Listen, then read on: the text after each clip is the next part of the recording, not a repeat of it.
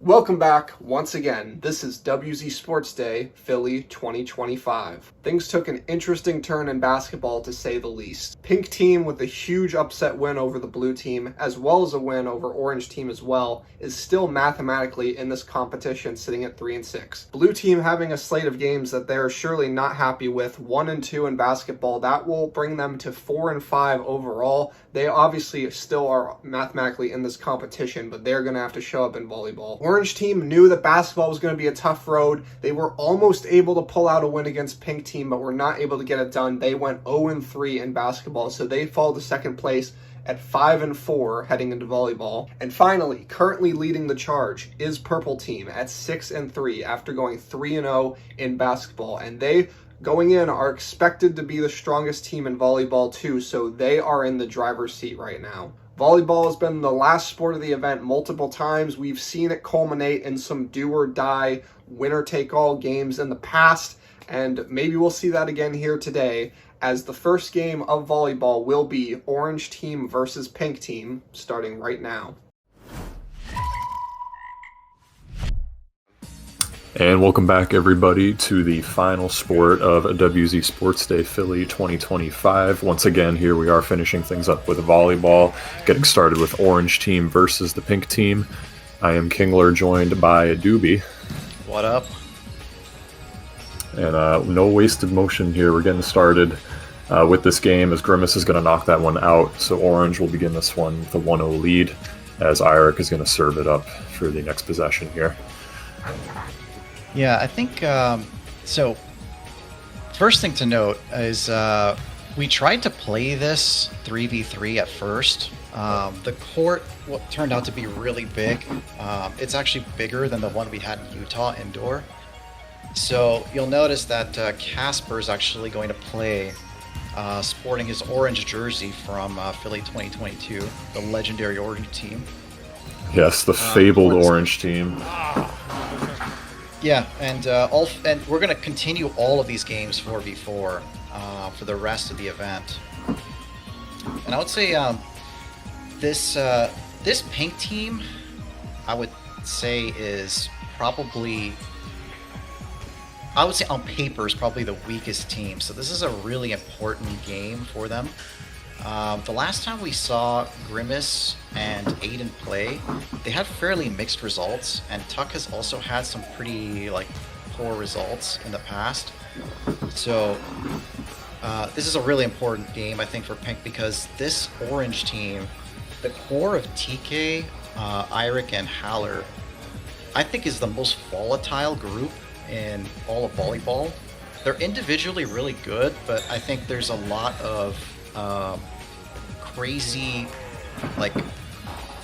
you see crazy plays from them. Eirik is on multiple kick saves and huge digs, but there's also a lot of flubs at the same time. So this is probably maybe the best game Pink has a chance to win, because the other teams are relatively good, I would say, just solid cores. Absolutely, and as TK mentioned before in the intro and in last video, Pink is fighting for their lives here. If memory serves, they have to go 3-0 with purple 0-3ing, and the math working out in their favor, so to still have a chance to win the event and tie for a victory in Sports Day. So it's do or die here. Every game counts. So Pink knows what they need to do, and let's see if they can get out here and execute. They've had a couple of good rounds here so far. They started out down 2-0, but they've had some nice rallies, nice teamwork, as we just saw there with that serve from Aiden Grimace set, I should say. And now they're going to even it up as we see Ank strutting his stuff on the sideline there. Grimace getting ready to serve it up now. And yes, as you mentioned, did work out that we ended up doing 4v4, gave 3v3 a shot. In my opinion, I think the 4v4 worked out quite nicely. I had a lot of fun playing it, and I think it worked out well. Had some good games out of it. As Pink's going to take the lead here, so Grimace is going to try to keep things rolling, and Pink is not going to want to let this one go. Yeah, I'm really liking what I see from Pink here so far. They're playing really well as a unit. I think one mistake that I see from a lot of teams in WZ is that there's a lot of slapping the ball right back. rather than just kind of setting and spiking. There's a lot of tall members on WZ, so there's a lot of potential for spikes. But the receive into set from Grimace and Aiden for the spike has been so far really good. And it's surprising to see that from this team because they've had pretty mixed results in the past on different teams. I agree wholeheartedly. We've seen a couple of flubs on the pink side, maybe jumping the gun a little bit, like you said, hitting the ball right back, or maybe somebody on the front line jumping the gun rather than letting the back line get a nice receive. But when pink has locked in and allowed themselves to work as a unit, it has gone very well. And we're seeing that play out here with an 8-5 lead, with a nice serve from Doobie there, that patented overhand of his, and he's going to look to get a nice run going here. Yeah, hopefully. Historically has served very well, and one of the few people that serves overhand. I mean, I think a lot of people have been opting for underhand serves, just because it's safer to avoid errors.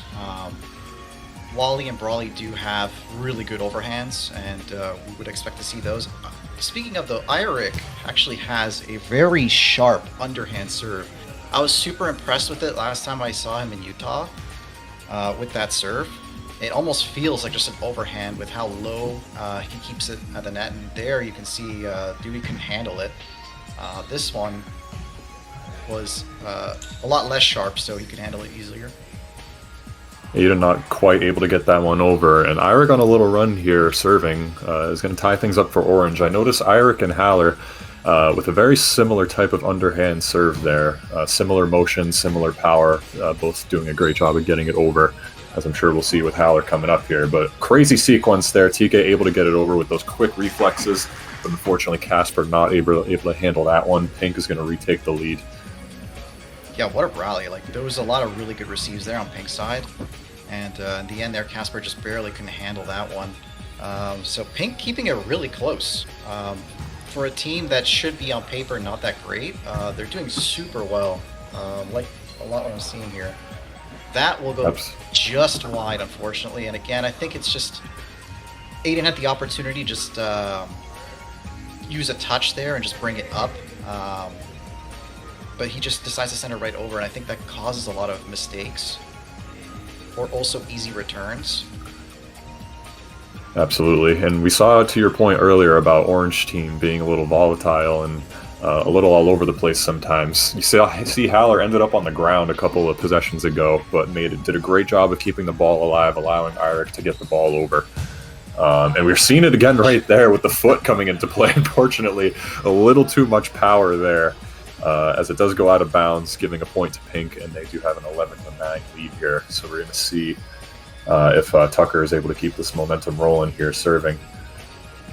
Yeah, as there's some deliberating here. Yeah, we're going to see way more of those.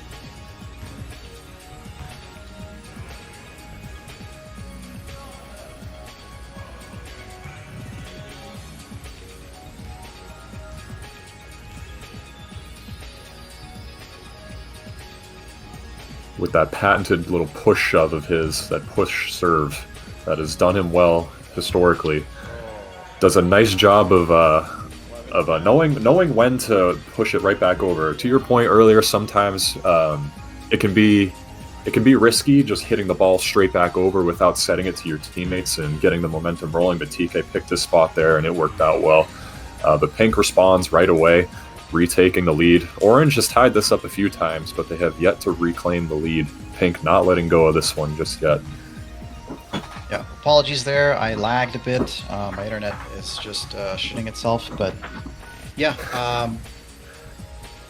Yeah, TK in that situation, I did like that he pushed it right back because I do think he does that a lot. But in that situation, he found the hole where Grimace was because he was serving, and so he took that opportunity well. Yep, absolutely. We kind of saw with that Pink possession that they were kind of scrambling to get the ball over. So in that situation, getting that ball straight back over before the team can reset can often work in your favor. Orange scores on this rally.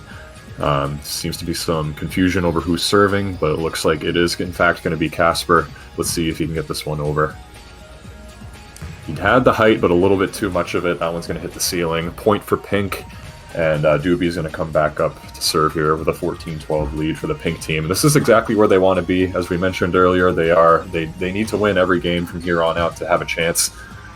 Nice, powerful serve there. Haller, excuse me, not quite able to corral that one. Gets out of bounds. Doobie's going to keep it rolling here. Another very nice serve. This time, Haller is able to handle it. TK gets it over. And some nice teamwork from both sides here. Some nice rallies. Nice spike attempt from Grimace. Haller was able to reel that one in. Unfortunately, Casper not able to get that over. A great round there from both teams, but Pink's able to come away with it. Yeah, really valiant effort there from Casper to try to save that. The nice rally going here too, and for Pink team, because Doobie's the one serving, and he's had some really potent serves so far. This is one of the things I've noticed with the trio of like TK, Haller, Eirik. They do sometimes struggle with receiving. They'll have some like crazy digs and crazy saves, but they will struggle sometimes with receiving serves. So it's any ball that gets in the air is really important for them. Eirik unfortunately not able to get that one over the net, and when you have a deficit here in volleyball, it becomes more and more critical to get your serves over the net. You can't be giving away points to your competition.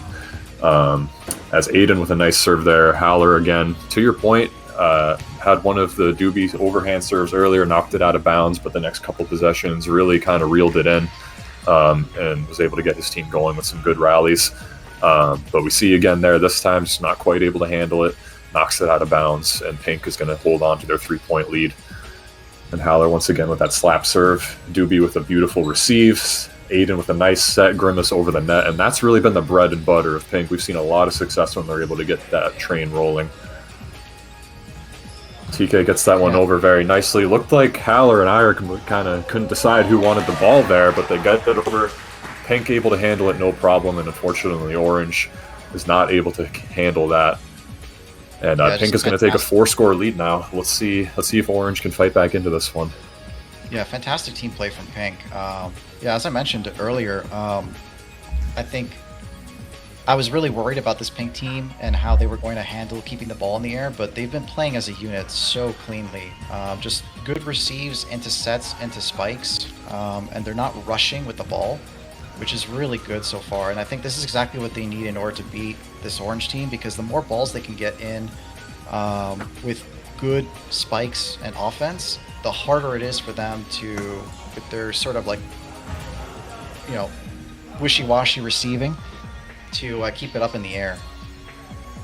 Doobie there with a bit of a questionable hit. It looked like it might have been a double tap, and that is in fact the call on the field by the referees, so that one is going to be awarded to the Orange team. TK is going to keep serving here.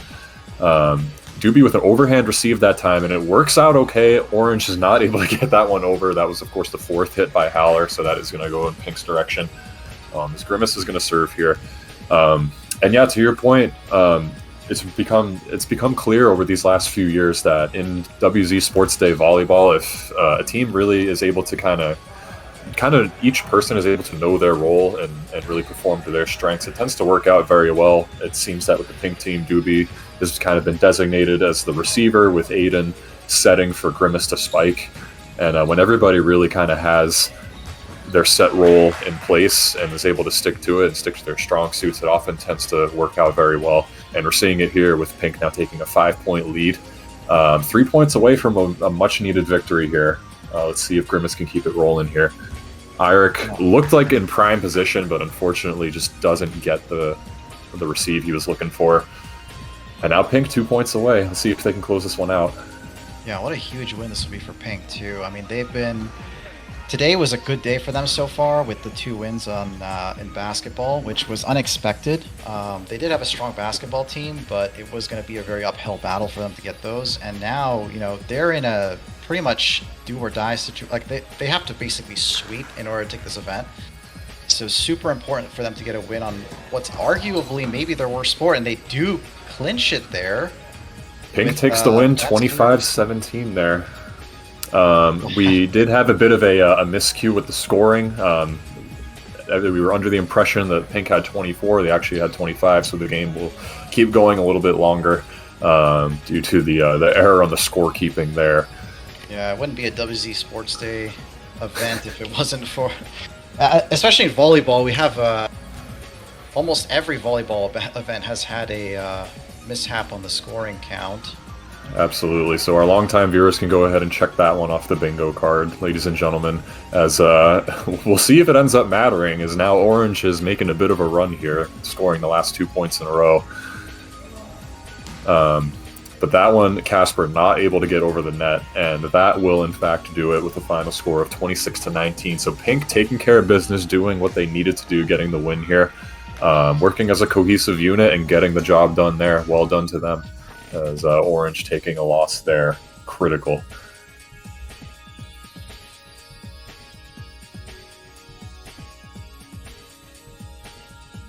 Orange going to drop to 5-5, with Pink moving up to 4-6. It's getting interesting now, ladies and gentlemen.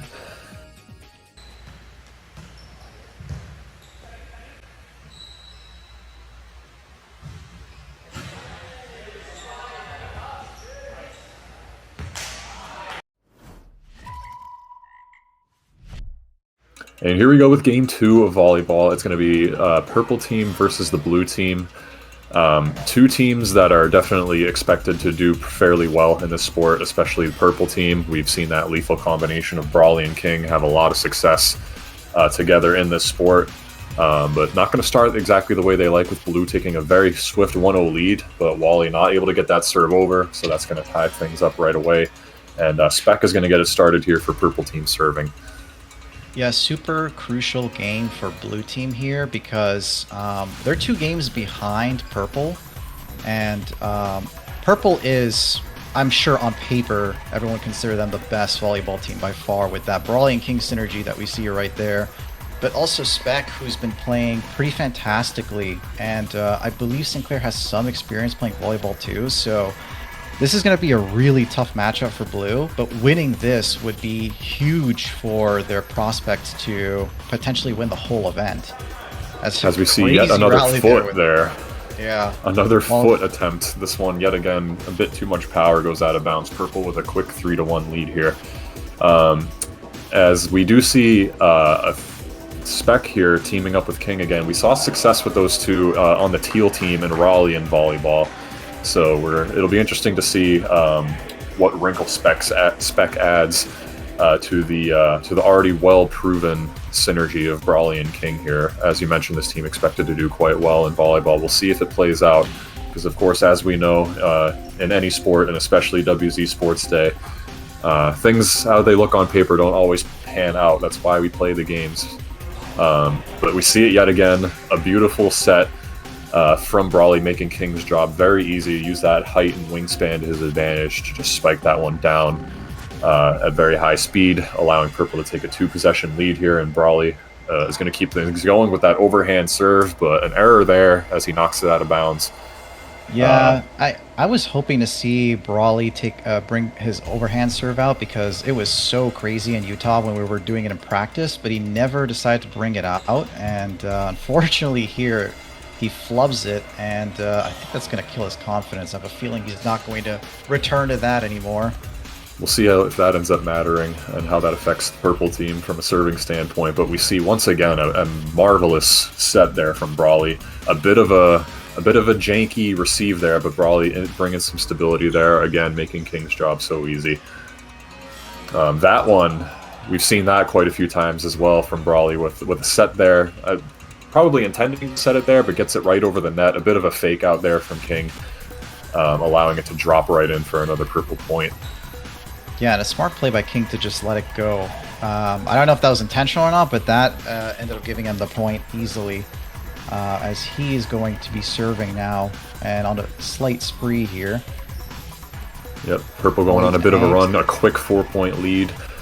A solid receive there from Spec, allowing Brawley to serve it up for King, as we've seen so many times. Nice receive from Wally. Larry gets it over, and we've got a nice rally here going from both teams. As King with a nice spike attempt, but a great receive from Wally. Blue team gets it over at a rapid pace, Spec not quite able to handle it, and Blue with a much needed point there, getting things back, the serve back in their control before things get out of hand. Let's see what Larry can do, serving it up for the Blue team here.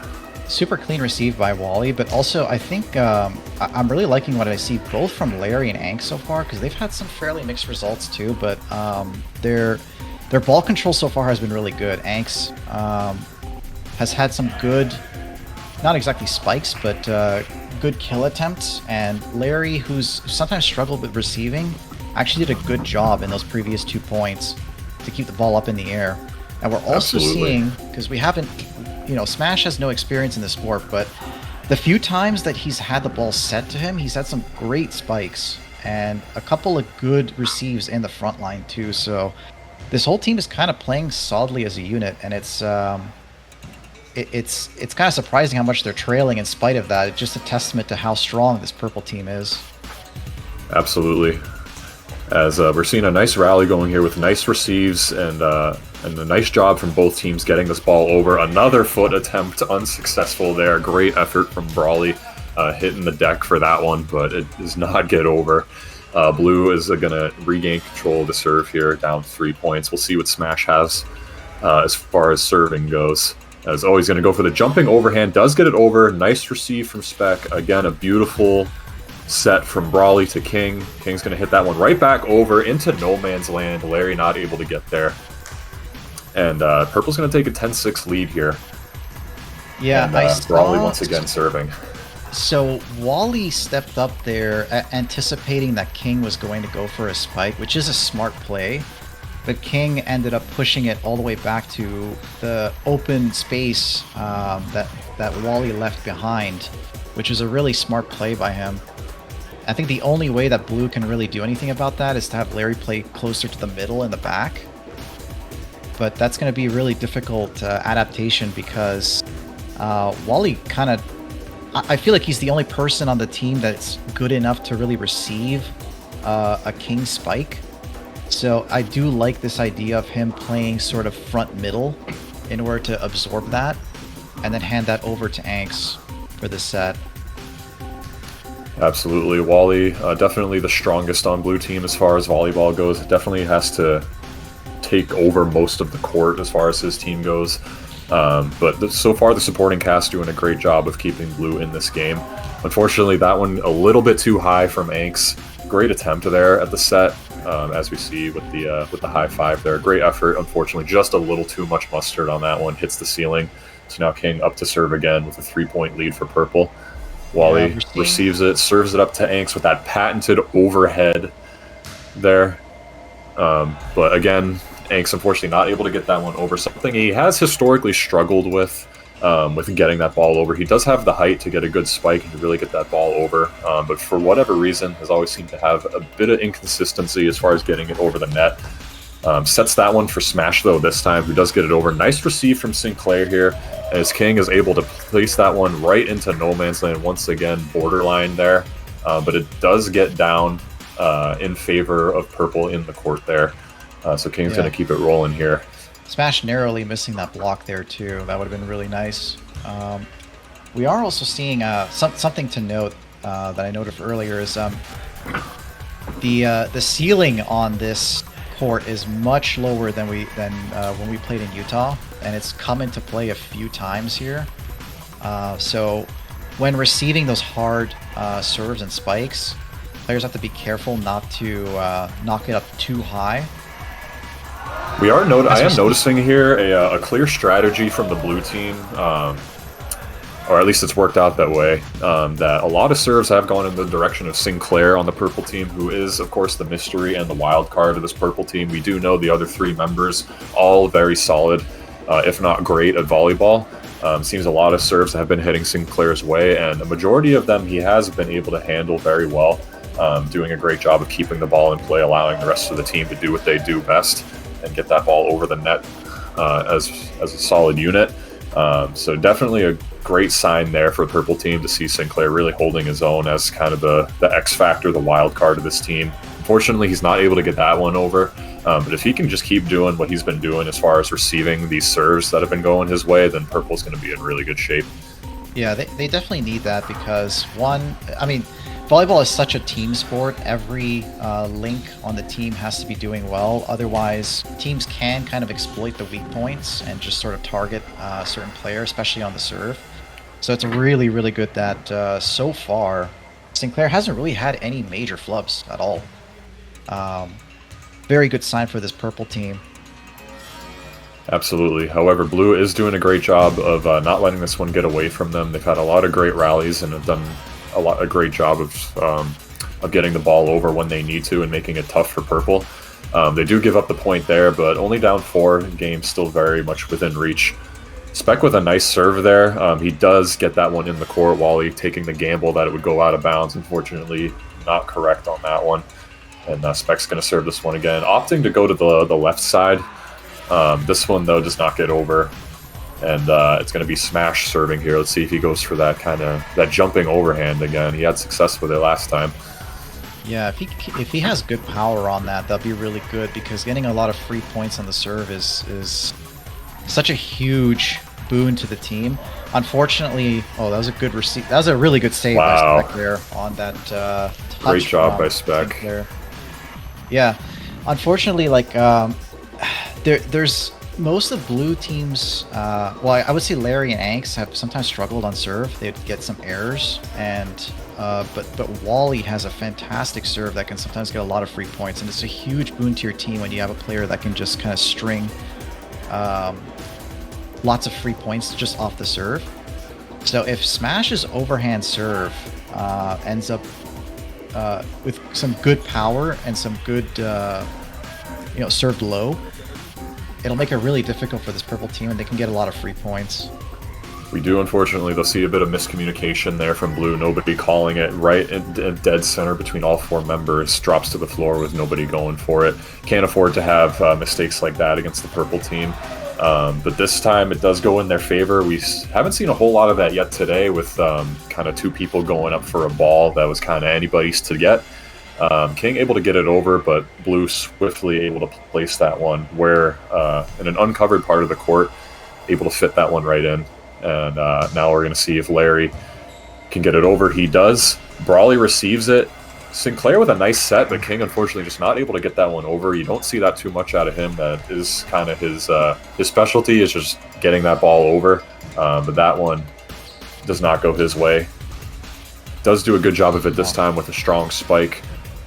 Anks responds, but Smash was not able to corral that one as Purple gets it back over. So it's 20-16 here. Purple closing in on a very important victory here, which will make it very difficult for the Blue or Orange team to win Sports Day. If Purple wins this one, that would eliminate the Pink team from the event. So we'll see if Purple's able to take care of business here, close this one out. Sinclair does a great job getting this serve over. Larry with a nice receive, and Smash does his job, gets that over the net into a tough spot for Sinclair, and Blue stringing a couple together here. Yeah, really liking what I'm seeing from Smash overall. You know, he was the wild card for their team, and he's been doing fantastic in that front line. And I also think Anks has been doing pretty well too, getting those balls over and getting some good kill attempts.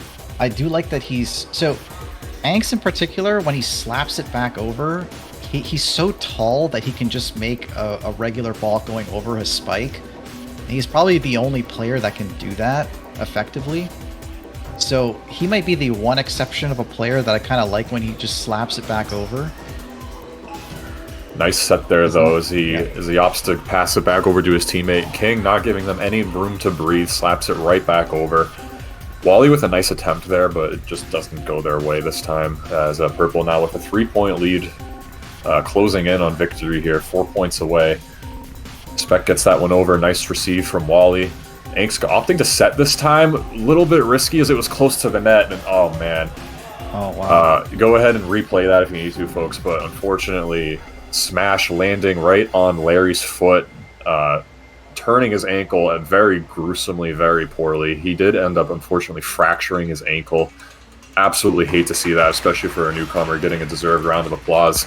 This game did end up closing out without recording. The footage was unfortunately lost. It was played 3v3 the rest of the way, and Purple did end up closing that one out. these are the stats for what we did have on film. Purple did get the dub, unfortunately, ending in the worst possible way. But we're going to keep things rolling here. Yeah.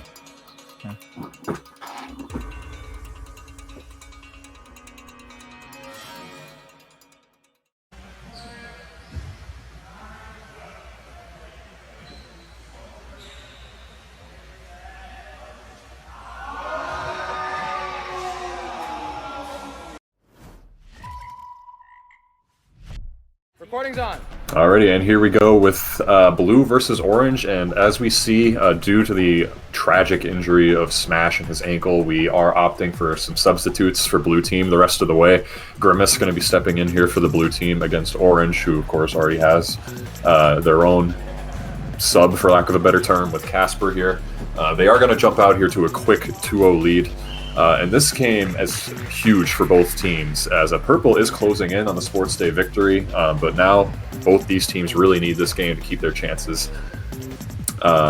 These two teams right now are tied, so whoever wins this would get ahead slightly and would stay in contention for first place. This is also the first time that we've ever had to enact the sub rule, Grimace is in here playing for Blue Team, and typically the way it works is they would get one player from one of the sitting teams, but the team that decides is their opponent. But we decide to just kind of gentlemen's and pick someone that's about the same level as Smash. So we picked Grimace because he plays primarily frontline and has like middling experience.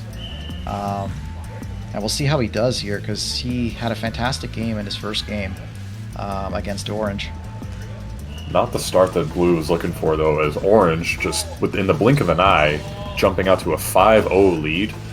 Blue does respond quickly here after an out-of-bounds, and they do get two quick ones, so we'll see if they can get back in this. But Orange is going to want to take this lead and hang on to it as best they can. This time, perhaps a great sign for them. The foot does, in fact, land, ladies and gentlemen. Fourth time is the charm, but the foot from Myrick does just barely land in bounds, so Orange is going to take a 6-2 lead here with Howler serving. Let's see if they can keep it rolling, as there appears to be a bit of deliberation. Hopefully this doesn't take too long. Either the score or maybe where they landed, but here we go. Yeah, this trio is guaranteed to have, at some point, a kick point. They always go for it every single time, and it works. Three members who are very strong at soccer, who are very skilled at foot-related sports, and we're seeing it play out here. That one does already hit the ceiling. And actually, we are being informed here from Sports Day officials that Blue actually is already mathematically eliminated, unfortunately, after the last game. So our apologies for the miscue there. It is, in fact, Orange needing to win this game to stay alive. Blue is already eliminated, but they are fighting for brownie points and a potential second place. So they definitely have plenty to fight for, if not the victory. Yeah, TK serving here. Orange maintaining a good lead, and against a team that is pretty strong too, in spite of the injury. They're going to take a 5-point lead, and they really do need this win because they've had a rough day with basketball, and then also starting off with a loss. Absolutely, so Orange really just trying to get the momentum back on track here. That serve doesn't go the way they want, and something with this game I'm noticing so far is it seems to be very wild. We're seeing, as we alluded to in previous games, we're seeing a lot of just back and forth, not a lot of setting or cohesion between teammates. We're seeing quite a lot of one person hits the ball right over into hits the ball right over again, and back and forth and back and forth. We'll see if these teams kind of start to slow down, relax, take a breath, and start to work more cohesively. Really from both sides here. But it's working in Orange's favor so far, as they do have a 4-point lead, but that one going out of bounds. Larry with a pretty epic looking jump serve there. It does work out. TK hits that one straight back over. Nice receive from Wally, and having Grimace has been nice so far for them, as he's able to knock that one over. And Anks there with a very King-esque spike there, really getting up there and using that height to his advantage to really spike that one with a nice downward trajectory. If we can get more of that out of him, then that'll really help out Blue Team a lot. Yeah, the good thing there was that they actually slowed down the points. So Grimace actually did a touch to keep the ball up. It just happened to be a set, but that was really good that he slowed it down because both members there are really tall and can spike really well. And it is a departure from what you were mentioning earlier where these two teams were slapping it back over it. And the moment it gets slowed down, the team that slows it down gets the point. So hopefully we see more of that from both of these teams so they can get a little bit more consistency. As we see more deliberation here, but it looks like we're going to get back underway with Eirik serving. That one does look to have landed, and yes, it does, as we see blue, or no, excuse me, out of bounds. Looked very close there, but it is in fact out of bounds, and blue's going to get that one back. Couldn't quite tell from that angle, but it does go blue's way, as we're going to see if Wally is able to kind of string blue back into this here. As we mentioned earlier, definitely the most potential on the blue team to get some good serves going and get some momentum rolling for the blue team. And a lot of ceiling balls this game so far as well. I think the ceiling has more points than both teams combined. If we were to eliminate the ceiling points. Absolutely. Certainly seems like it, as again, Wally with a nice serve. Really targeting areas that the orange team hasn't really been covering, is really forcing them to kind of run a few feet out of the way. That one there, Howler just not able to corral Wally again. Not a crazy amount of power by any means, but certainly enough. And I guess we spoke that one into existence there. Commentator's curse, dare I say, as blue with 4 in a row to tie it up, but there it is. Goes right back over the other way as that one goes out of bounds. Service error there from Wally. Orange going to retake a 12-11 lead, and Haller up here to serve. Yeah, blue team really needed that serving string from Wally. He's known for getting a lot of free points on his serve, and right when they were behind, he clutches up and gets a bunch of points for them and ties this Great game up. effort there from blue team on that one. Having to really kind of make chicken salad out of chicken you-know-what to really try to keep that rally going. Nice hustle from everybody, but not able to get it over. But that time, however, Grimace, with that substitution for the blue team, coming in handy that round with a beautiful spike there, and keeping blue team within 1 point here. So this game, definitely a barn burner so far. We'll see if it continues that way, as Grimace is now going to serve for the blue team. And Eirik there with a very questionable receive there. We have seen throughout his history, as he's laughing about it with Haller here in volleyball, he tends to get a little bit creative at maybe not the most opportune times for his teams in volleyball, rather than just sticking to what works. But doesn't cost them too much there, as that one gets hit out of bounds. It's going to go right back to Orange, and they do maintain their lead here. But that's Eirik. He wouldn't be the same if he played consistently. Absolutely, that is part of what makes Eirik such an exciting player to watch in Sports Day, is that you never quite know what you're going to see. Yeah, he is a clip farmer, but unintentionally. That's just how he is. That is a great way to put it, absolutely. As we are all back tied up here, Ank's really thinking about this serve here. Gets that one over. TK going for the straight back over, unfortunately not quite able to make that one happen. Let's see if Ank's here can get it rolling here. Not somebody that we think of as really stringing a lot of serves together, but now is his opportunity, as Eirik with another funky looking receive there. It does work out good. TK gets that one over in a tricky spot. We're seeing a nice rally here. Blue finally slowing things down. Wally going for a spike, but TK does a great job of receiving that one. And bit of a fortuitous landing there, gets it right in bounds, but he did what he needed to do by not letting that spike land. And it worked out for Orange, as we're back tied up here, but Casper sadly not able to get that one over. Has been struggling a little bit with the serves. And unfortunately, we're seeing more of that here as it goes back to Larry, with Blue taking a 16-15 lead. The Orange team has so many explosive plays. Paul gets stuck up in the ceiling there, unfortunately. But that might be a new one, folks. I think we have yet to see that in Sports Day. Yeah. And Haller there with the big brain play.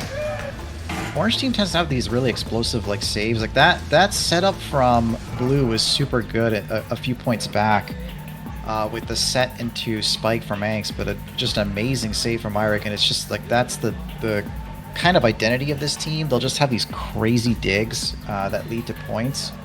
but then also just some questionable unforced errors on balls that should be fairly routine. Absolutely. And what I am also liking from this blue team is that it looks like blue team is the one that started slowing things down.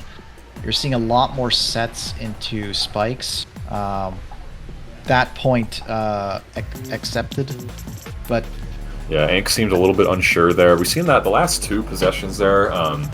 Last time Anks, I think, had the right idea trying to serve it up, but just the placement wasn't there. Ended up in no man's land. Nobody knew where to go for it. So I think that last one he decided, rather than risk it, maybe just shoot that ball right back over. But we see once again Anks just not able to get it over the net. As that one of those trippy ones that we see every now and then, where it just kind of gets caught in the net, and one team unfortunately ends up being the less fortunate of the 2. And Blue's maintaining their 1-point lead. Very tight one here with Wally serving, so we'll see if Orange is able to hang in there. Great receive from Eirik. TK gets it over. Wally answers, and Haller going for the answer right back over. We see yet again just going straight back and forth, opting not to slow down and work together, and it does bite them there. And Wally's going to look to take full advantage and keep stringing things along with the Blue. Beautiful serve, gets it just barely over the net. Casper not able to hang on to that one. And just like that, Blue with a 3-point lead after trailing for most of this game. Remember, they were down 5-0. Yeah, they got to hope to get Wally off serve as soon as possible, because he is super dangerous here.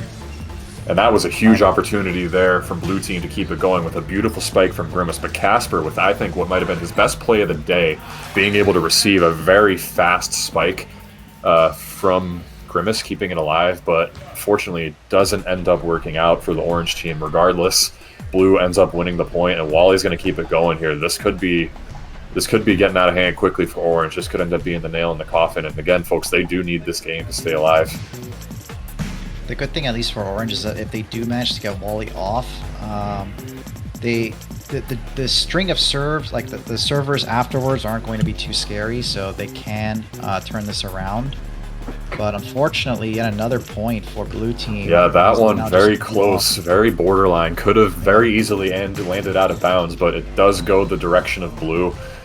They do maintain it as Wally goes for yet another foot point. This might be a record for Sports Day, ladies and gentlemen. I believe, if memory serves, that might be the 5th attempt at getting it over with the foot. That one, though, yet again, does not work out. Orange with a chance here to bring things back, and they need this one here with Haller serving. Anks, I think, was trying to get that one over. Didn't quite have the power on it. Nice hustle and attempt from Grimace there, but it doesn't end up making it over. It would have been honestly miraculous if he did get that one over. So Orange going to try to string it along here. Oh, that didn't look good for Anks. He does get it over, though, as we're going back and forth yet again, ladies and gentlemen. Back and forth as Blue is going to be the one to slow it down. Oh, man, Anks with a serve. That was a bit off course. Wally does just manage to get it over, clips the net, and it just worked out very well for Blue there. Pretty fortunate for them. Good for Wally to slow it down there, because that got them the point right away. And just like that, it's game point. So Orange, after having a big lead, looking primed to stay alive here, are now on the cusp of being eliminated, as Blue's going to look to finish this one off, but not just yet. Yeah. Orange team still with an opportunity here. Very good for them to, because that looked kind of dicey for them. It's good that receive was flubbed by Wally, as Anks will push it over.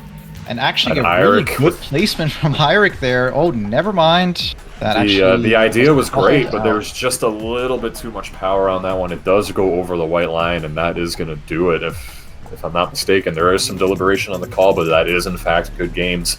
Blue is going to take this one, keeping their hopes alive for second. Orange, unfortunately, losing a must-win game. They, I believe, are now eliminated. That will clinch the event for Purple, who has won Sports Day, but still some more volleyball to come, as we see our stats here and our overall records. Congratulations to Purple, but more to come.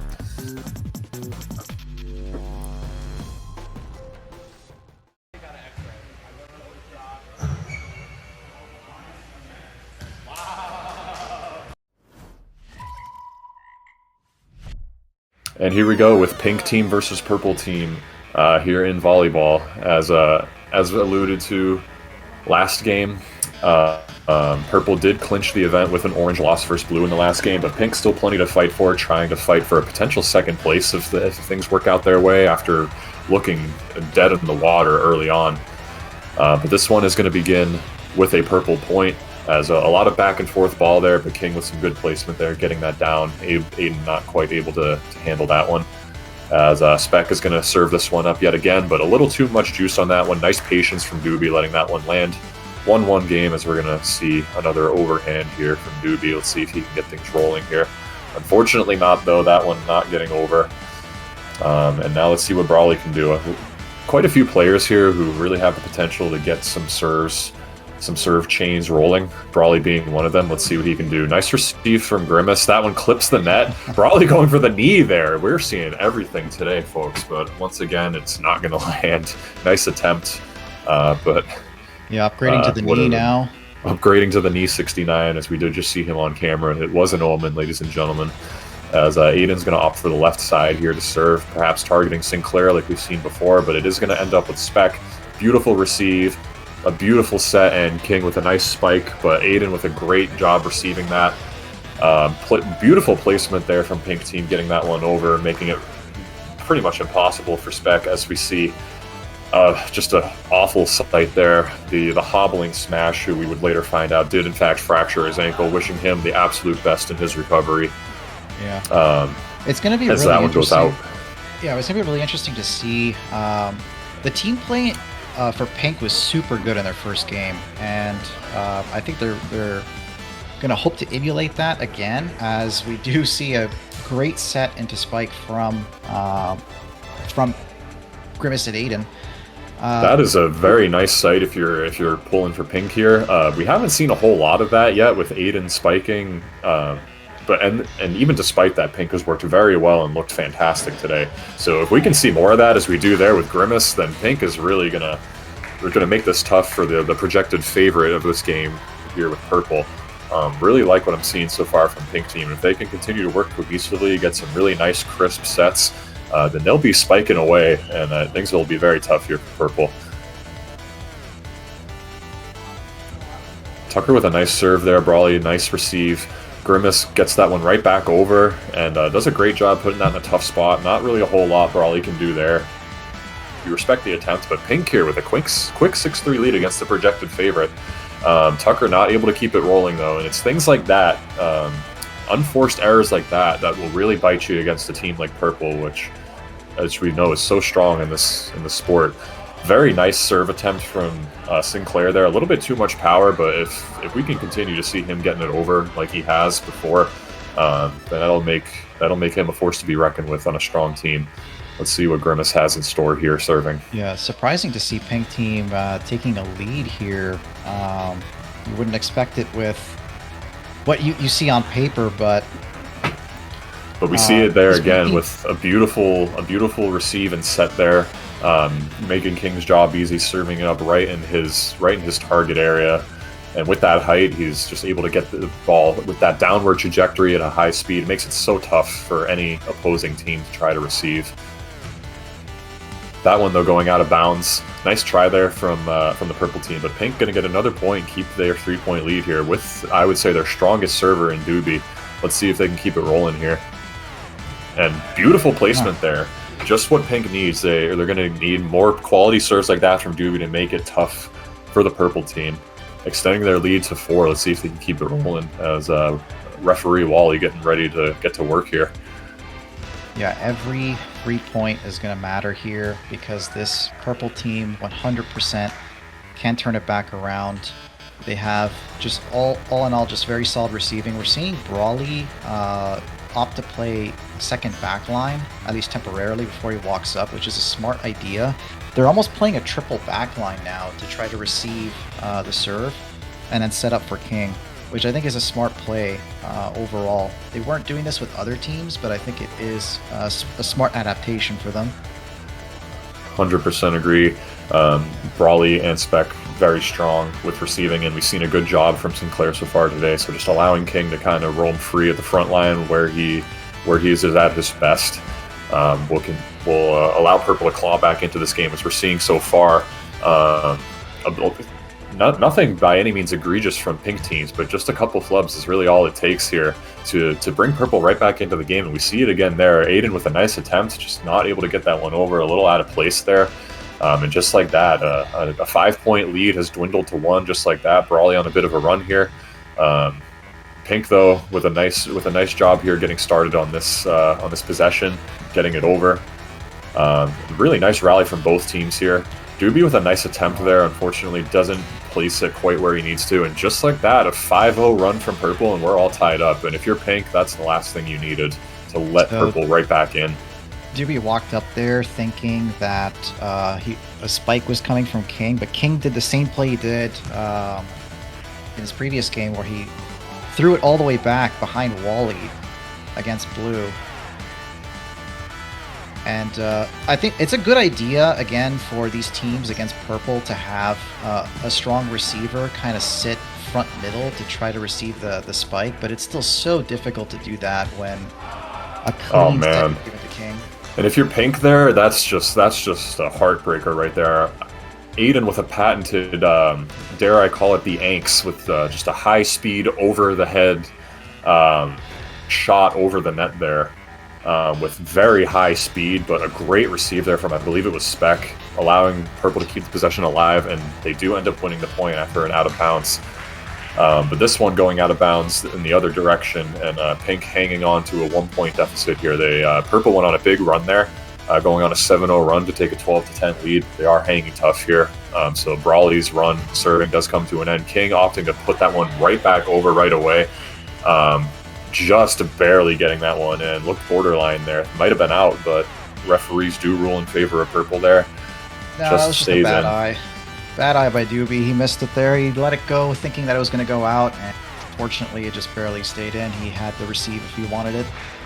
Definitely a fair gamble there, and just didn't quite work out. As another point going in the direction of purple, and now King going to look to keep his momentum rolling, who today so far, very few, if any, service errors. He did struggle with that early on in his volleyball career. Has really kind of cleaned it up over the years. A lot more consistent with, by no means very much powerful or anything that's going to make anybody quiver in their boots, but doing a consistent job of just getting the ball in play where it needs to be, no unforced errors. And it's working out so far, as pink has not been able to capitalize. Some nice receives, but these possessions have just been going purple's way, and just like that, a 5-point lead. Yeah, pink team has been struggling with just the basics recently. I mean, they had some solid receives in certain cases, but they couldn't get a proper set into spike. A few mistakes, and then also there were a few mistakes on the receiving end on a few serves. So it's just a lot of unforced errors, I feel, all of a sudden from a team that was playing pretty clean. Especially in the early game and in their first game. Absolutely. Pink looked very, very fearsome and dynamic early on in this game. They're going to want to try to get back to that quickly before this gets out of hand. But they are hanging tough. Only a 3-point deficit, and we'll see if Tucker's able to keep things going here serving. Definitely not the strongest part of his volleyball game, but he's doing what he needs to do so far. King hits that one right back over, but now purple doing what they do best, and we see it yet again there with Brawley serving it up. King jumping up, ready to hit that ball, but realizes the trajectory of it just in time, lets it go.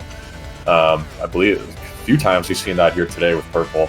That's one of the many things that makes him so dangerous. The 10 million IQ play from King, just letting it drop and faking it out. He's always ready to get up there and spike it down, but has played enough frontline to really get a good sense of where the ball is, which is so key in WZ Sports Day, really having an understanding of where you are on the court and where the ball is going and acting accordingly. But a beautiful rally here. Both teams doing a great job of keeping it alive after being put in precarious positions. A great effort there from Pink, but again, this one's just not going to make it over. Nice attempts from everybody involved, but this one does go purple's way. And they've extended their lead to 4, so Pink is going to need to get back to what we were seeing in other games and in the early game of this very game here if they want to pull this one back. And that's the start they're looking for there, as King's not able to corral that one. And now down to 3, and it looks like it is Doobie up, so this is exactly who you want serving if you're Pink team. Let's see if they can get the train rolling here. Unfortunately not, and that's the last thing you're looking for there. Just a little bit too much power. Very close, but unfortunately out of bounds. Super unfortunate there because Purple has been playing a lot of good fundamental volleyball, like just keeping the ball up and setting into spiking. And Pink just, like, in the last few points has kind of tightened up again. And I think that was a great opportunity when Doobie was up to get some free points potentially and keep this close.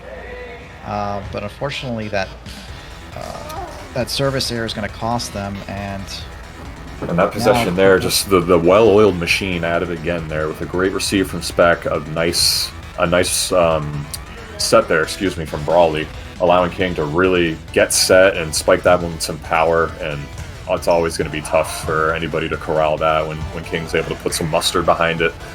But that one going Pink's way there. Purple not able to handle that one.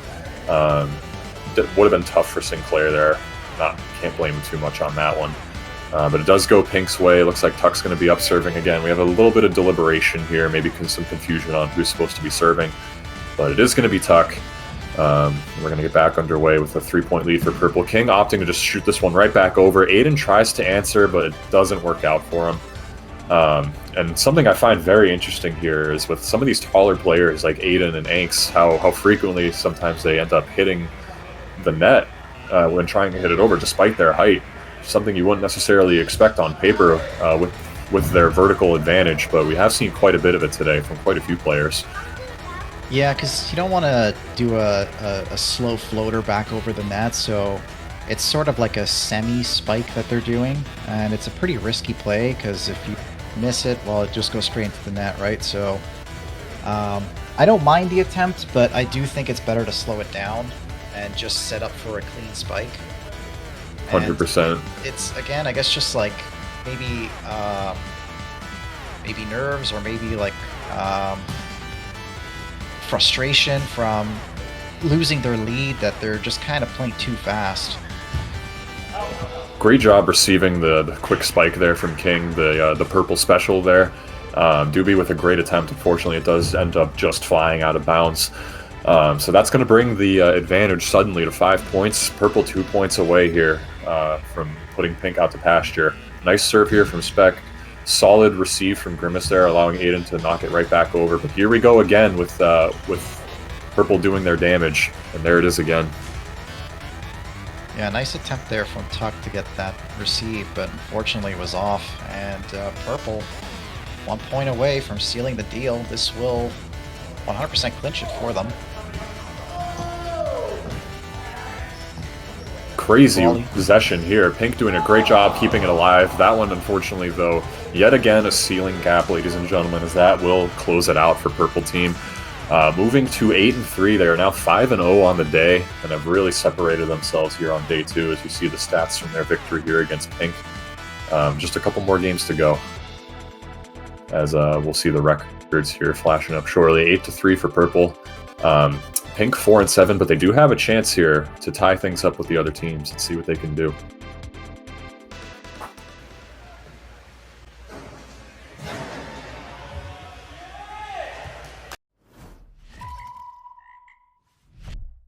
And here we go with Game 5. Purple getting the back-to-back here, as they're going to step up to the orange team here, who's going to have Tuck and Wally rotating in as the fourth members of the orange team for volleyball.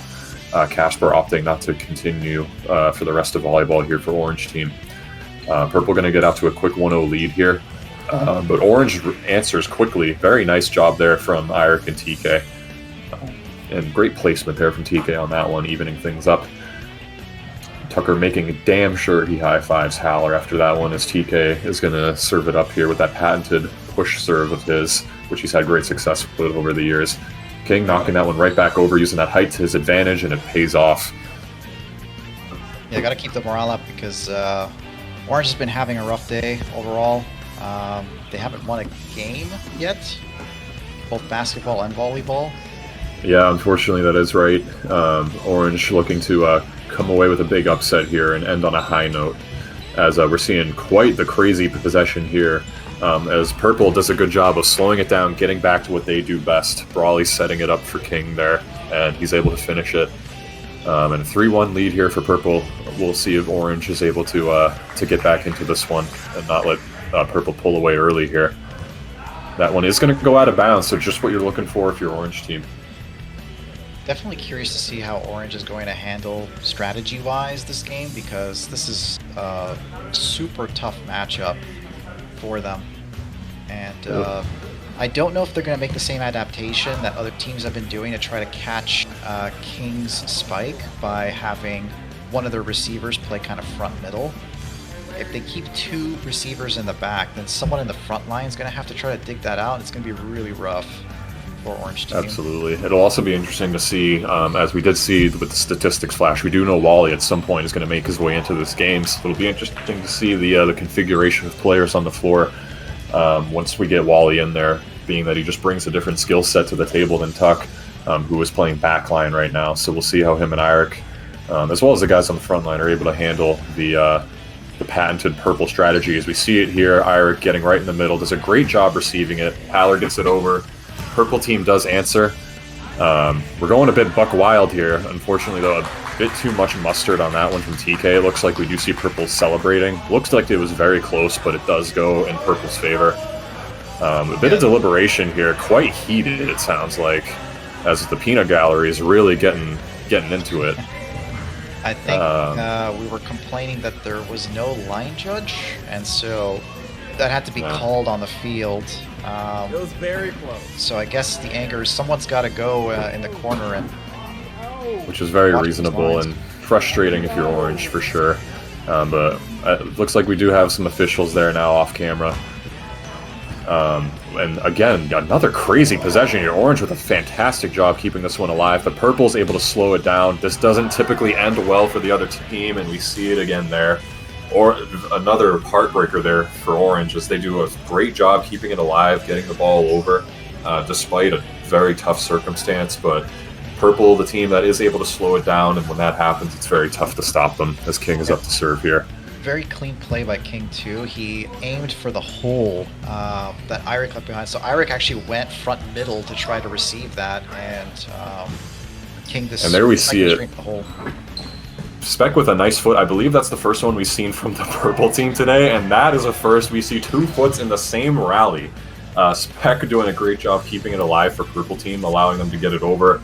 Eirik with a very admirable attempt of keeping that one alive, but doesn't quite work out in his favor, as we've seen so many times with the foot today. And just like that, Purple's out to a quick 8-2 lead, make it 9-2, as they're not able to corral in that serve. And this one quickly getting away from the Orange team. They're going to need to pull this one together fast if they want to keep their chances alive in this game, as King's going to look to get the momentum rolling. Yeah, such a... Eirik deciding to go with the kick receive instead. Again, like this is the thing with this team is there's so many of these weird kind of unforced errors. That was not really strong serve, but he didn't opt to walk up and just receive it normally. So hopefully they can kind of tighten up on that, because they've fallen pretty far behind now. It's going to be rough to come back from this. And another tough possession there. King, not the most powerful when it comes to his serves, but Tuck unfortunately just was not able to corral that one. It does go in Orange's favor, but this time Eirik, with the receive, just gets it right over, clips the net, and whenever that happens, it's going to be very tough to respond for the other team. Orange getting a much-needed 3rd point on the board here, quickly down 8. We'll see if Haller, one of their stronger servers, is able to string something together here. Spec with not really able to handle that receive. We haven't seen too much of that from him today. He's been very reliable with receiving. That one, though, does get away from him, and Haller's going to look to keep it going here in the Tatums. Yeah, good. So Haller does have a good low, similar to Eirik. He has this low, almost spike underhand serve. And he's not like super consistent with making it, keeping it low, because it is difficult to do, obviously, as there is some sort of argument going on here. Oh, sorry, no, I didn't see him serving there. But yeah, unfortunately, I think Haller's serve went out just barely. That's so Sinclair now, 2nd time in a row here serving, which is definitely encouraging for Purple team. Haller responds, gets that one right over. Nice receive from Sinclair, doing what his team needs him to do. And oh man, that is just a beautiful attempt there from Brawley, but it does end up out of bounds. Does a great job meeting Haller at the net, which we haven't seen too much today in general. We saw a nice play from Smash earlier, meeting his adversary at the net, but unfortunately that one does go out of bounds as Wally has now subbed in. So if there was ever a time for Orange to get something going here, now is the time. Tucker definitely holding his own, had some nice plays there. But Wally, one of the top volleyball players for sure, so it'll be interesting to see if Orange is able to respond here. TK doing a great job anticipating the spike from King there. Excellent job keeping his team in it. And great job from Haller. They're placing that right in between Sinclair and Spec. They're not able to figure out who's going to get it, right in no man's land. So Orange fighting back here. Huge dig from TK there. And we've seen him do that before in Utah. And specifically against King too. He anticipates those direct spikes down and goes for it, which is really good. TK, if memory serves, was really one of the first to really make a point of getting down low and answering those spikes from King, and has historically done it very well over the years. And where we're seeing it play out here is now Wally serving. This is exactly what you needed. This is exactly what the doctor ordered if you're Orange. You got Wally serving and you're stringing a couple points together, bringing your team back into the game here. And now Orange, like you mentioned so many times we've seen today, where they're a bit volatile. Sometimes they're just hitting it over nonstop, but they've been doing a great job these last few possessions of slowing it down and giving everybody a share of the ball. But once again, Purple Team able to slow it down, allowing King to really get up high, and that's King with some very nice spikes today. That one was one of the nicest. Really up high, very fast, and even the outstretched foot of Irik was not able to stop that one. And we see it there again, just brutal. It's just so tough to stop. Yeah, most importantly, they got Wally off serve, who was stringing together quite a few points for free. So very huge for this Purple Team to maintain this lead they have, and it is a pretty overwhelming lead. I mean, 8 points in volleyball is a lot to come back from. Oh, and I believe that was a double foot attempt, and it does end up going over. I want to say Irik might have been the one that made the contact there. Tough to tell from our vantage point, but regardless, does not unfortunately work out in Orange Team's favor. You hate to see that. You get the foot, you get it over in play, but not able to finish off the possession. Nice serve from Spec, and once again, ladies and gentlemen, it's just not Irik's day with the foot volleyball hit. Oh, as King has really let them know. Yeah, what's the tally at? We're like a 10? 11 maybe? Probably well over a dozen at this point. Things have really gotten carried away here. Nice job from Irik there, responding to the from the spike from King, getting it back over, and Purple not able to corral it. So the lead is down to 9. It's going to be very tough to come back from this, but we have seen crazy comebacks before. Lest we forget, last year the Utah in the red team versus the neon team, one of the craziest comebacks you'll see in any sport in Sports Day. So Orange by no means finished, but they do certainly have their work cut out for them against a strong team. Especially with Wally in, because I think Wally is, I think in the league he's the best receiver. He has the highest receive percent, and I would say just generally like such a good all-arounder. He can receive and dig out spikes, and also he has a tendency to slow the ball down and set up for their own spike attempts. And that's exactly what this team needs if they want to string together a lot of points. And they're getting something going right now, scoring the last 2 in a row with TK serving, another strong server on the Orange team. But once again, Brawley just making King's job so easy. We've called King's name a lot today, but we wouldn't be doing so without these amazing sets from Brawley, who just is so consistent, keeps putting it in the exact same spot, making King's job very easy. Can't gloss over that, as if you had somebody else that's not quite as strong as setting, forcing King to really run around a bit more and keep him out of his comfortable position in the center of the court, it could have been a very different day for the Purple Team. So cannot gloss over just how integral Brawley has been for the success of the Purple Team today, as they once again go on a bit of a run here, extending the lead right back to 10, and they are well within reach of victory here, and a 6-0 on the day. Very impressive. Yeah, Brawley, as you said, definitely like a hidden MVP here. He's such a fantastic all-around volleyball player too, because if you do set for him or just give him the ball in general, he's a fantastic at getting some kills. but he's more than content taking a backseat, or not really backseat, but playing the setter here for King to set up for allowing King to play to his strong suit. Yeah, because Brawley very well does, as you say, he does most certainly have the capacity to play wherever he needs to play on the court, be it front line, be it setting, spiking, receiving, but understands the strengths of his team, and is more than happy to set a game plan that allows for his team to play to his strengths. King really kind of taken over this rally here, but Orange is doing a good job responding, and here we go again. Spec to Brawley to King, but a great job there from Eirik, getting on all fours to make sure that one goes down. But once again, just immaculate placement from Brawley, placing that one right over the net, allowing King to just reach over and smack that one straight down. If you're King, you really can't ask for a better setter. In spite of all of these, those are some insane digs from Eirik, the really good receives. But in spite of that, because the receive was so tough, it was hard for them to actually set up for their frontliners afterwards. So it just and a good example there of why a great set is so important. TK, if that one was set a little bit higher, could have very easily had a strong spike on that one, but ended up coming to him maybe a bit quicker than he anticipated. Had to kind of try to force that one over the net, and it just didn't work out for Orange. But let's see if they can string something together here with Howler serving. Unfortunately, though, very inopportune service error there from Howler, as now that puts Purple on game point here. We'll see if Sinclair can finish it off. I like the attempt from Howler still. I mean, you just have to go for Brooke there and go for those low serves, 3 points. And there it is. That one's going to hit the ceiling. Yeah. That will close it out as Purple takes it. 6-0 on the day. Unfortunately, Orange, it ends up being an 0-6 for them. Started off hot. Day 2 just didn't go how they were hoping. But despite that, I would say still a very strong performance in volleyball. The outcomes of the games may not say that, but I think each member played very well. It just didn't end up going their way today, unfortunately, as they fall to 5-7. Purple team's going to finish at 9-3 with the title.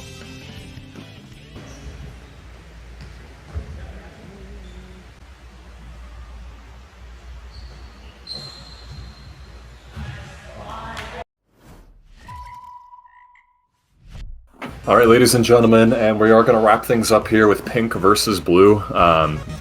Although the champion has been decided here, there is still plenty to play for, as if Pink is able to win this game, then they will, despite looking dead in the water after day 1, they will somehow miraculously force a 3-way tie for second place if they're able to pull this one out. Blue looking to not allow that to happen and to try and keep their own place here in the standings. As we see, the sub for Smash here on the blue team is going to be TK of the orange team. You got to commend him for that being his well-documented problems with his health and with his leg. Haven't really, though, seen it affect him too much today. He's been playing very well and opting to play even though his team is done for the day. He's happy to sub in, and despite the leg problems, he's happy to play. So you got to commend him for that. Yeah, that serve, unfortunately, though, not going his way. Yeah, just barely clipped the ceiling. He's definitely been playing well in spite of that injury. I do think it has been slowing him down, but regardless, he has been playing generally well all day today.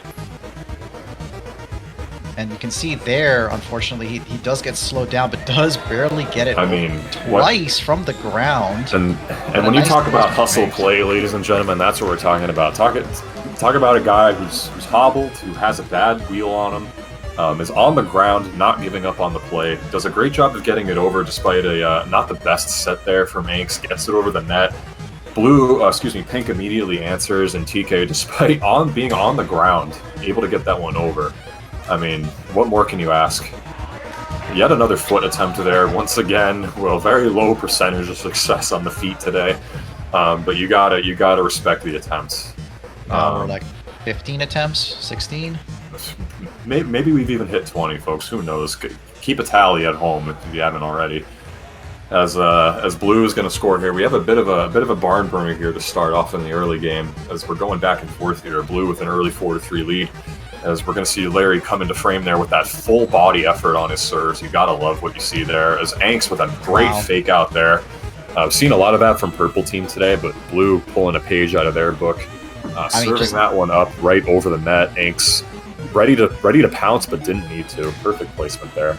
just an absurd receive from TK on that too. Like that was spiked straight down into his chest, and he found a way to get it up in the air. One of the very strong parts of TK's game there, of course, as we've been over earlier, this game is hustle. Is very, very commendable, but has proven to be very good at receiving spikes.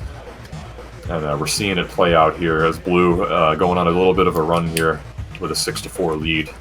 As it looks like Larry did just serve. Yep, it is going to be Wally here, so this is exactly who you want from Blue, seeing if they can maybe pull ahead here and prevent Pink from forcing that three-way tie that they are so desperately looking for. Aiden responds instantly.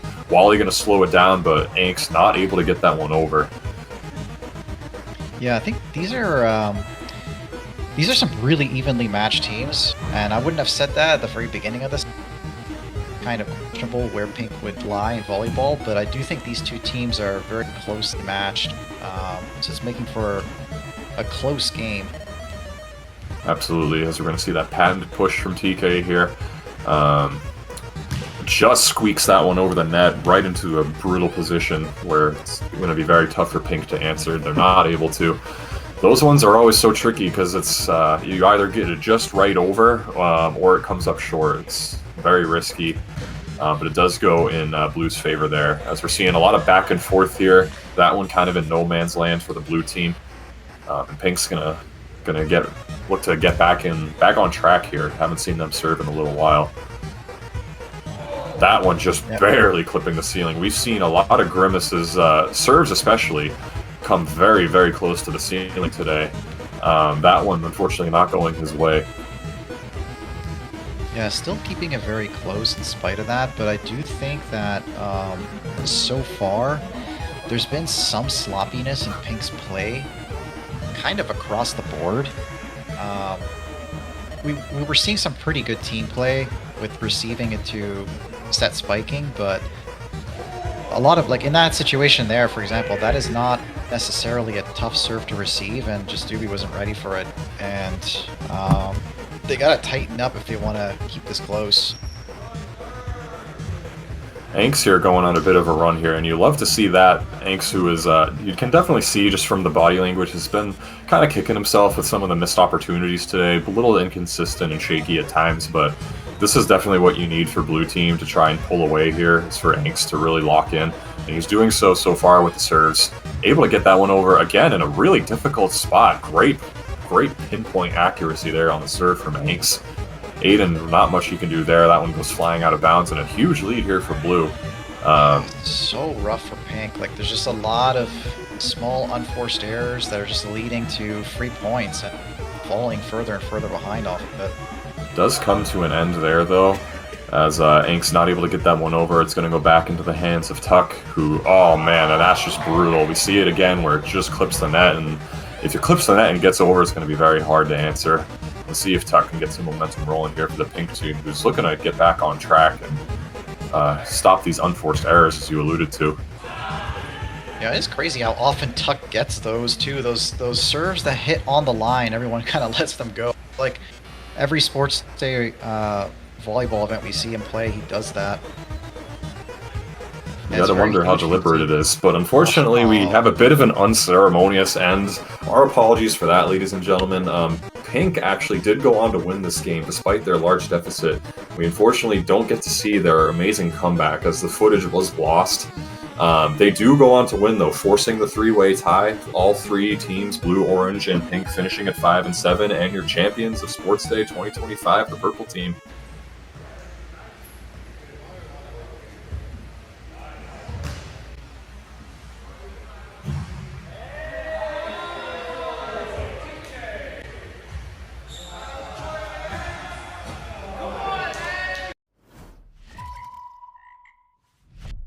Here's a look at the volleyball stats. You can see a variety of different stats here. The kills and errors are mostly just relevant for frontline players. For backline players, you can see the receive errors, receive percent. At the end, those are more important stats for those positions, and then the serving stats in the mix as well. And the volleyball leaderboards, where you can see how everyone stacks up in this variety of different categories. The first couple, like I said, mostly prevalent for those frontline players. Then the serving stats, and then the receive stats at the end there. And now for your Player of the Game awards. Volleyball, always a very difficult one to choose the player of the game because there are so many different roles on the court, so many different ways that people can express their skills, and it's always tough. The stats don't tell the full story in any sport, but that's especially the case for volleyball. So with that all in mind, we've got a nice new crop of Player of the Game awards here, and we're going to go through them. So first off, Orange versus Pink. I went with Doobie. He played an incredible backline in this game, had 15 receives. That was the most in the game. 94% receive percent is excellent. Also was doing great as a server this game. He had 8 serves, 3 service aces, and no service errors. Service errors definitely a place that Doobie has struggled in the past with those aggressive overhand serves. That's always going to be the Achilles heel for those types of players, is the service errors. And it's a matter of maxing out your effectiveness by getting enough service aces without committing too many service errors in the process. And Doobie did a great job of that in this game. So deserved Player of the Game award for Doobie, in my opinion. His first of Philly 2025, I believe. Then Purple versus Blue, I went with King. Just masterclass by King today in volleyball, and the entire Purple team really. So similar to what I said for basketball, Purple team was just a well-oiled machine that worked amazingly well together as a unit. With that said, it's kind of hard to pick out the Player of the Game awards for them, but I do think King kind of stole the show here overall today, as he was really just putting on a clinic in the front line, getting a lot of spikes down. In addition to that, impressive kill numbers he had in this game, also had 7 serves with no service errors. So as he addressed in the commentary, that's somewhere he has struggled in the past in his volleyball career, but was not the case today. Game 3, Blue versus Orange. This is a little unprecedented, but I'm going with Grimace, who is not actually on either of these teams. He was the emergency sub for Blue team in this game, and I think he just slotted in and played his role perfectly. As you can see by these ratios here, he really just honestly didn't make any mistakes. 75% kill percent is excellent. He had 5 serves, none of them were errors, 2 of them were aces, and he had a 100% receive percent, so he did not mess up any of the receives on balls that came his way either. So credit to Wally, he had a great game here as well. Was tempted to pick him once again, but overall, I want to give Grimace credit here because just being called on from the sidelines to sub in to a game when he's got 2 more games on the day, just played one as well, and then just slotting into that team and filling his role perfectly is no easy feat, and I wanted to give him credit there. So Grimace coming away with the Player of the Game award for that one. Now, Pink versus Purple, Game 4, I went with King again. Again, it's tough. Like, as you can see on the board, Brawley not coming away with the Player of the Game award today. I want to give him a lot of credit for being an amazing setter today and really giving King some dimes to work with, but ultimately, it's on King to finish the job, and he just was doing that all day. So once again, the case here, very similar line to his first game. 9 kills, 69% kill percent, no service errors once again. So another amazing game by King. Then Orange versus Purple, I went with Spec, the one Purple team win that will not be going King's way, and the reason for that is because Spec had an outlandish amount of receives in this game. 21 is a lot, and 91% receive percent is an excellent ratio on top of that. So with that in mind, I wanted to give Spec credit for being a great backline receiver for Purple team all day, and I think that this game was the biggest example of that. Not only that, but he complemented it with some great serving as well. 6 serves, 2 of which races, and no service errors. So, Player of the Game award for this game going to Spec. And then finally, the last game of the day, Pink versus Blue. So unfortunately, this game was cut, like over half of it from the footage, and so all we've got to go off of is that little bit of the game we had. And I mean, Pink was at a 9-13 deficit when the footage cut off. They were on a bit of a run, and the person at the helm was Tuck. And based on the on-camera stats, he was Pink's MVP this game. I don't really truthfully remember how the rest of this game went after the footage cut. But going off what we had, Tuck was 1 for 1 on kills with 100%. He had 3 serves, and 2 of them were aces with no service errors. And he was also, I believe, 2 for 2 on receives, 100% receive percent. So similar to the story of Grimace and Blue versus Orange, he just really wasn't making any mistakes, at least up to the point where the footage was cut. Hopefully no one got robbed of having like a masterclass in the second half for Pink that led to their win. That being said, gotta give credit to Tuck where it's due. He stepped up and had his best game of the day here, and is also the Vibes King, coming away with the Player of the Game award in the last game of this sports day. And it's actually his first Player of the Game award since Atlanta 2021 Wiffle Ball. So huge shout out to Tuck taking this one home. And those are your Player of the Game awards for Philly 2025. We will now go into an event overview where we will talk about how this event went down once more before heading to a new segment where I will be showing you an exclusive interview with the Sports Day winning captain, King. So stay tuned for that coming afterwards.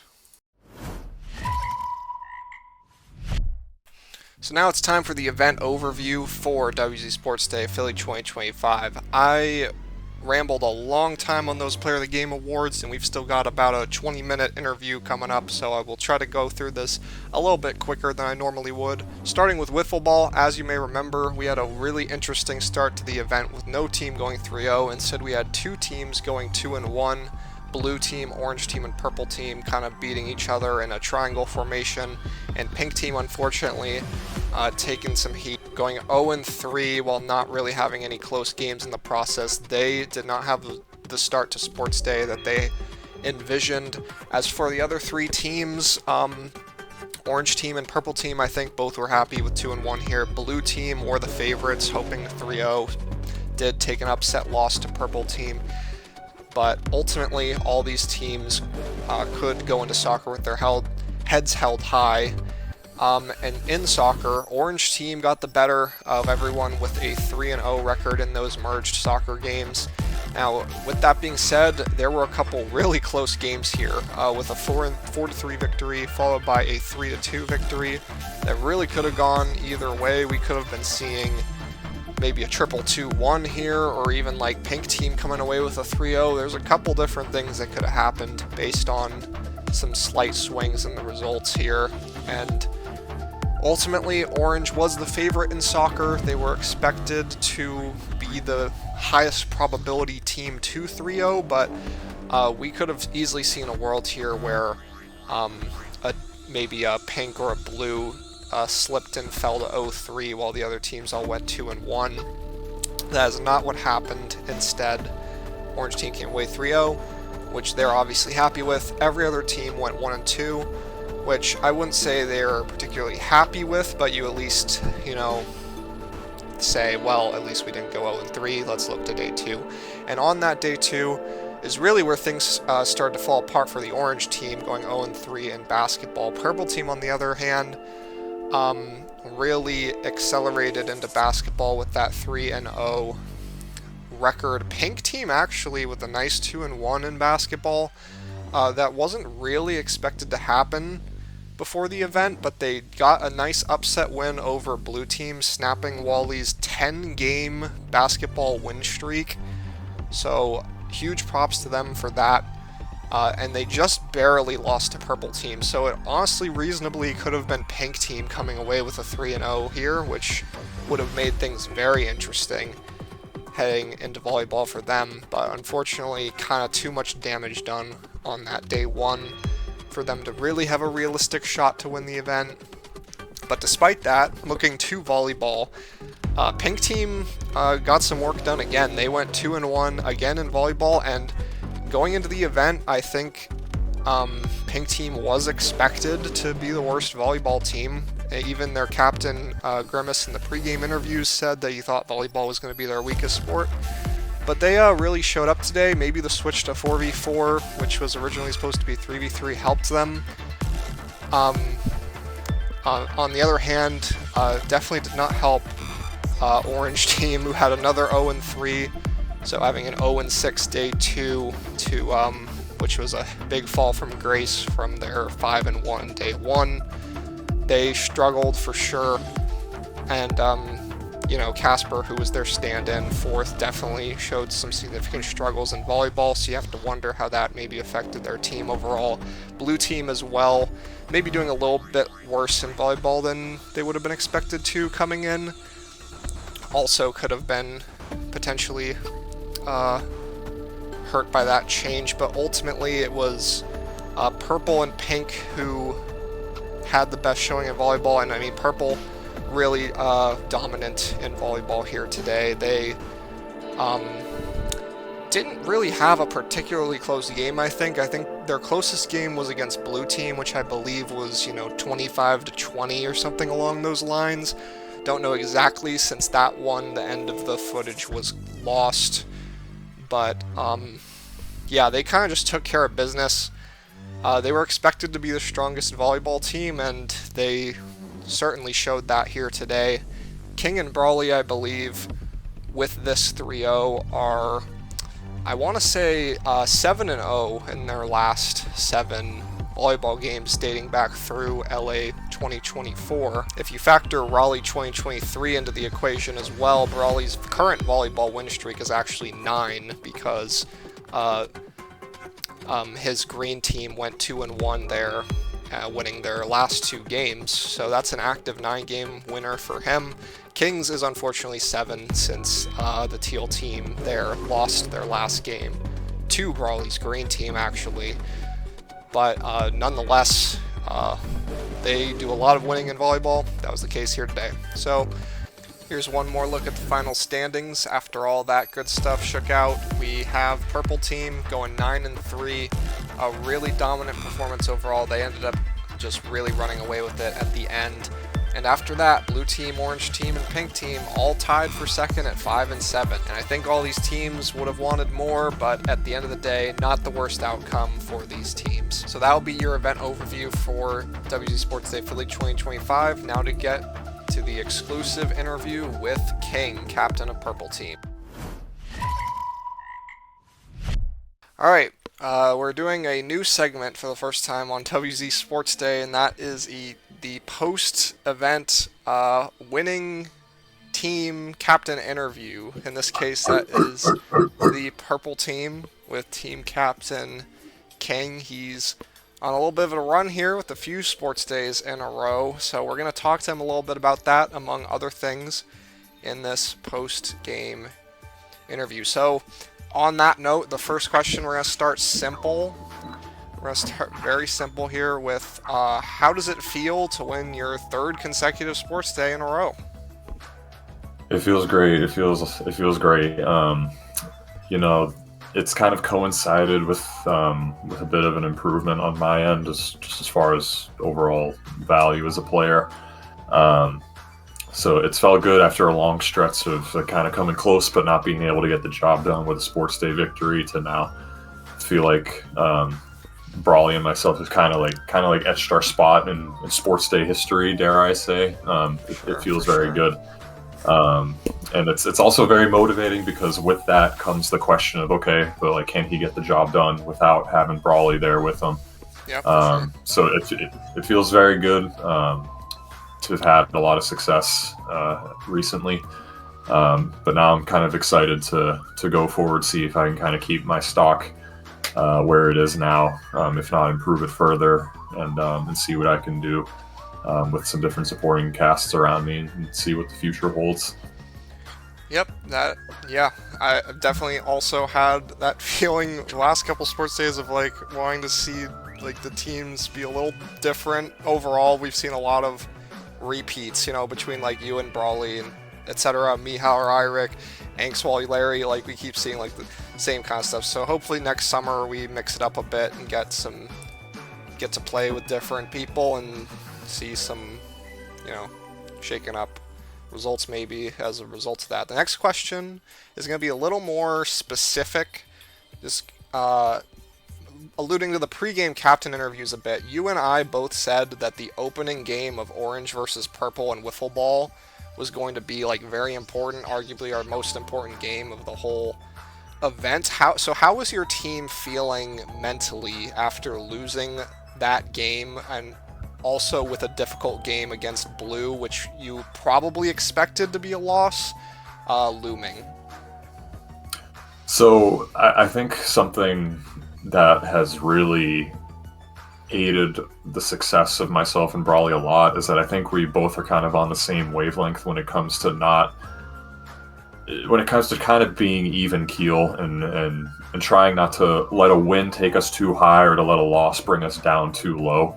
Understanding that no matter what things may look like on paper or how things may be expected to turn out, you still have to play the game, and you just never know what might happen. And we saw that in real time with that Blue and Purple game that you alluded to, with us getting that upset win, and just kind of always staying in it. I mean, you saw it with the Neon team back in Utah against Red in that volleyball game. We were down big time. It would have been very easy for us to kind of get down on ourselves and beat ourselves up and think about, you know, what went wrong, what we could have done better, and kind of let the game get away from us. But we've always made a point of trying to hype each other up, keep each other in the game and our teammates, and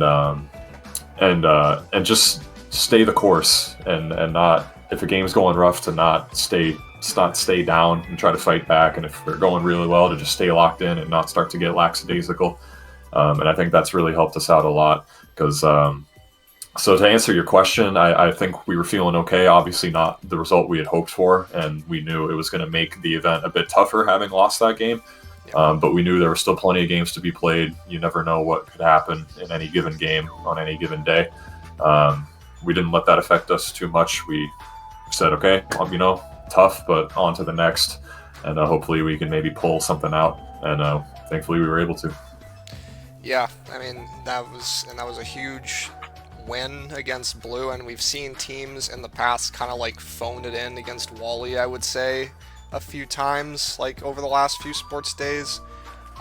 My own team's being like definitely guilty of that at least once, so it's easy to do that when you know you're going to get the kitchen sink thrown at you in a game. But you know, if you stay locked in and keep putting up a battle on both sides of the ball, it's definitely winnable games. So was cool to see that upset win. So the next question is going to be kind of going off that. We all knew, I think, going in, that day 2 was going to be the day that Purple was really going to be like a powerhouse team. But I don't know how many people would have guessed a straight up 6-0.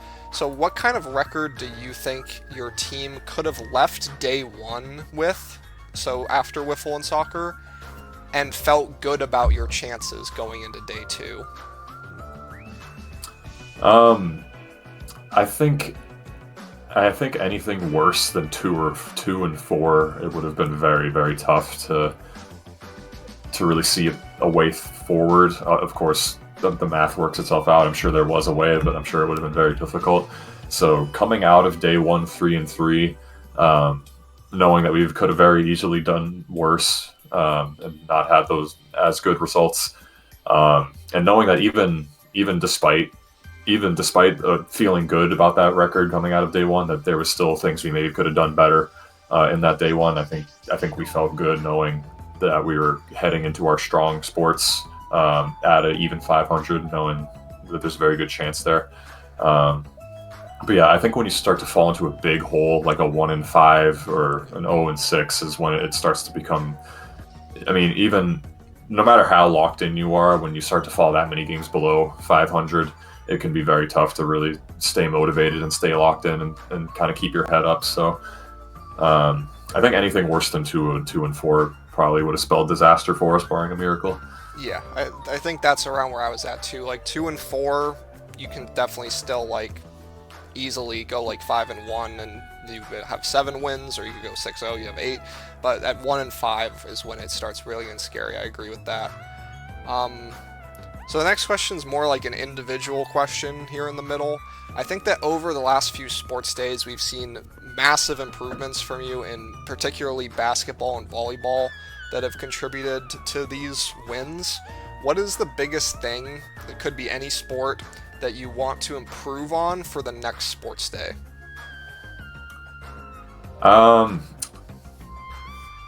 It's tough to pinpoint just one, because I think just with the teams I've had, and especially having Brawly, just having such a well-rounded player like that really allows me to play to my strengths and not really have to play to my weaknesses and have those exposed all that much. So I think first and foremost soccer, though, because it's just always been my worst. It's always been the biggest weakness of mine. It was nice to, in the last couple of events, to really kind of play okay at goal and kind of at least leave some sort of mark, not just be completely like a detriment to my team. But even in this past event, I felt like I did take a little bit of a step back in soccer goalie. So I definitely would like to right that. I did play a little bit on defense, again, not really much of a factor, if anything a liability. So I'd like to at very least kind of be ground floor with that, if not more of a help to my team rather than a hindrance. So that definitely first. When it comes to volleyball and basketball, though, I think, and especially volleyball, I think really the thing most people would have to say is, okay, but what are we going to see without Brawly? What are we going to see without him serving up perfect sets for you to spike it down? You know, what are we going to see in basketball if you maybe don't have that point guard leader type player like a Brawly or a Haller or a Wally? What are we going to see from me if I'm the best basketball player on the team or the projected best volleyball player on the team? What does that really look like?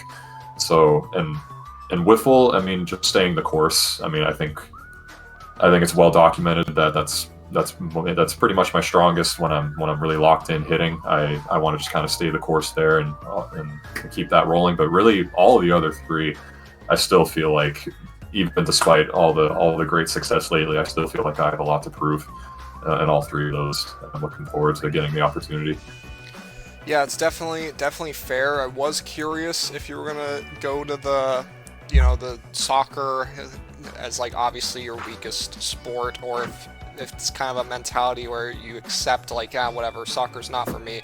I'll just try to like be like, I'll contribute as much as I can in the other three sports and hope someone else on my team like covers soccer. But it is, I think, fair for sure to try to like contribute whatever you can in soccer. For you, that's goalie, which is like very important, a role in that sport. So makes sense for sure. Next question, to lead into it a bit, one thing that may surprise some viewers at this point, if someone's like not been, tracking the whole way of Sports Day, is that you actually held one of the longest streaks for consecutive sports days without a win at 5.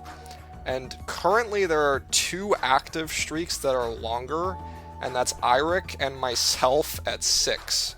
So this is, while not counting Philly 2022 as a win, obviously. You've also got like Larry currently at 5, Anks at 4, etc. So what would be your advice as someone who went through this to someone like myself or Eirik, who has actually never won a sports day, surprisingly, or any of those people I mentioned who are currently going through a long winless drought? First and foremost, you have to want it. I know there's varying degrees amongst the members of competitiveness, and how much of this are you just playing for fun, and how much do you want to win, and kind of where do you find that balance? Of course, you have to want to win first and foremost. But I think, to me, it comes to 2 things. I think it's staying the course. It's not letting the ebbs and flows of a game or an event dictate your mentality, how good you're feeling, how bad you're feeling. I feel like it's very important to try and stay consistent and stay locked in.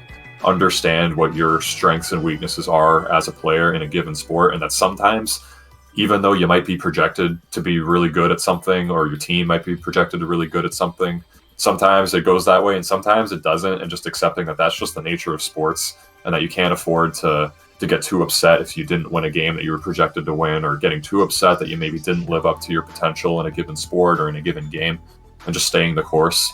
And then the second thing to continue off of that point is understanding what your strengths and weaknesses are as a team and as an individual player, and trying to game plan around that. That's what has helped me in Brawly so much, is that Brawly, being such a well-rounded player, he can easily, stick me front line where I can use my build and advantage, my height and my strengths as a volleyball player to my advantage, and not really have to play to my weaknesses and play backline and receive, or I wouldn't be as strong of a player.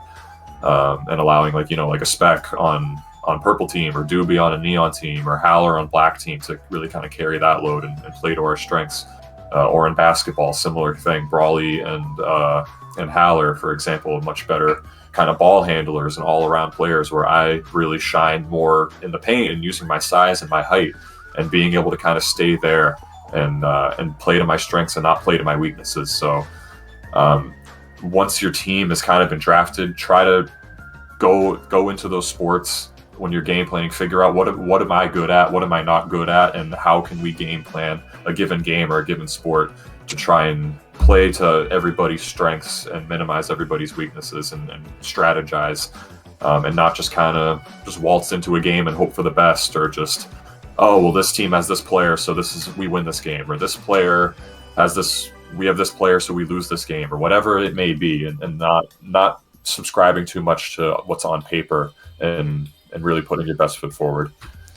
Yeah, definitely some good advice there. I've definitely myself felt victim to the whole, like, this game is a loss going in mentality, like that type of thing. It's sometimes hard to get away from that when you've seen certain results play out so much. But as we saw this event with, like, let's say blue versus pink in basketball, nobody thought that was going to be a win for pink going in, let's be honest. And they showed up and won convincingly even, so really you just never know until the games play out. And that's the nature of Sports Day. The next question is honestly something you've already addressed a good bit throughout this interview, but I'm going to just go over it anyways. You were probably expecting something like this. So I probably said something like this, honestly, after the last Sports Day, but I think it's very unlikely that you and Brawly will be on a team the next Sports Day for a fourth time in a row. So how would you feel heading into that Sports Day? Would it be, like, bittersweet? Would you see it as a chance to prove yourself? What kind of team do you think you would end up with? That kind of stuff. A little bit of both. Definitely more so excitement, because it's a new chance to kind of prove myself in a different way. See what I'm capable of, and I don't know the answer. I don't know if my stock is gonna stay the same, rise, fall, whatever it could be. So I'm very excited to see how that'll play out. Definitely a little bit bittersweet, knowing that this is more than likely kind of the end of an era, a very fun and successful one, and I'll definitely miss playing with Brawly. And I've tried to kind of not take it for granted. It'd be very easy for somebody in my position to kind of let the success go to their head and, like, think you're the shit, or like, oh great, now I'm a top Sports Day player, and then get kind of be in for a rude awakening the next event without having such, like, a top level player like that on your team next time. So, like, I don't take having Brawly on my team for granted. I understand how fortunate that has been for me. So definitely a little bittersweet knowing that probably won't be happening again anytime soon, if ever. But I'm excited to get a chance to prove myself in my own capacity and see what the team might look like. There's a few people that I've only really teamed up with once, or if at all, or not in a long time. So I'm excited for the chance to team up with some people that I haven't played with in quite a while. Yep. That is very reasonable. And heading to the final question, definitely have to address at some point that in the pregame captain interviews, when everyone was asked which team they thought was the strongest on This was coming. everybody said blue team, except Grimace, who said pink because of, like, vibes. But even you said blue team. So kind of a two-part question here to end things off. What do you think went wrong for Blue Team to make them go from the overall favorite to a 3-way tie for second with a negative record? And then what do you think people were underestimating about Purple Team as far as like why nobody selected Purple Team as their favorite going in? I think for the first part of the question, unfortunately, it just seemed like Wally just kind of had a bit of an off day in basketball. Just the shots weren't falling. From what I recall, both in person and watching the videos back, it didn't really look like, the drives or the movement or the play or anything was particularly worse for the most part. It just seems like a lot of the shots, they just weren't going down. If he makes maybe 3, 4, 5 of the shots that didn't fall, who knows what that game against Pink might have looked like? Does he end up playing in the game against Purple if they end up winning that game? There also that wiffle ball game against us as well. That was also very key. As we alluded to before, we lost the game against you guys, the orange team. So if we end up losing the game against Blue as well, that makes it much more difficult of a path to victory for us. Who knows what that might have looked like for Blue? So I think that plus just Wally just kind of having a bit of a down event in basketball, which nobody I think really expected. I think we all kind of expected kind of business as usual, that he would dominate wiffle ball with his pitching. Even that a little bit. I shouldn't really gloss over that. Honestly, that's a big part of it too. The pitching maybe wasn't quite as dominant as we've seen in the past, and I think you could really say the same thing for both basketball and wiffle ball. I think the stuff was there. I don't think the quality of his play was that much worse. It was just a matter of people were finding more success getting on base in wiffle, and for whatever reason, the shots just weren't falling in basketball, and I think that was really kind of the downfall there, because then he decided not to play against us in the basketball game, and then volleyball, you just never know. Of course, me and Brawley have proven to be a very strong unit in volleyball, but it feels like for a lot of the other teams, you just kind of don't know what's going to happen until you step out there, and it just didn't really go Blue's way, or at least enough to swing the momentum. As far as our team, though, I don't know if it's anything that was particularly being underrated. More so as it's just hard to bet against Wally. I don't think anybody really saw this coming as far as the down events in wiffle and basketball. I think most people definitely were like putting respect on our name and knew that we would definitely be a force. I mean, how could you not with the prior 2 events? But I think we were just kind of all coming from the same place where we had for the last few events of just, they've had success and they've won the last 2, but despite that, it's really hard to bet against Wally. You know what he's going to bring, and until we see otherwise, it's hard to bet against them. It just so happened that this was finally the event where we finally saw a little bit back of it coming down to earth. Mm-hmm. Yeah, for sure, because even in like Utah, where Wally's team didn't win, we still saw the same story of like, okay, no one's hitting against Wally in wiffle. Even when they are, he's hitting home runs and outdoing it himself anyways. Basketball, going into that Pink game, Wally had won 10 basketball games in a row in Sports Day, which is a ridiculous number. You can't bet against that. I definitely agree with that. I think I said in the pre-captain interview pre-game captain interview that it was a very tough choice for me between Blue and Purple. So I had them like on a different tier. Obviously, I hoped as the orange team to like be in the conversation as well, but I knew it was going to be tough. But yeah, I agree with you. I don't think anyone was really necessarily underestimating Purple. If anything, I would say you guys are maybe underestimated in wiffle ball. I think 2-1 in wiffle was probably not something that most people had on their radar, especially a win against Wally. And the blue team, with you pitching like 4-inning shutout, was definitely not something. I mean, our game everyone thought was going to be like 10-10 or something, and then it was just like a pitcher's duel. Again, you never know what's going to happen. And so, if anything, maybe that was underestimated about Purple, but everyone knew what it was going to look like in basketball and volleyball at least, and that played to the expectations, if not better than the expectations, I would say. So, yeah, ultimately, just a crazy showing from Purple. One of the best, most dominant sports days we've seen to date. I mean, you think like Austin Aqua Team, or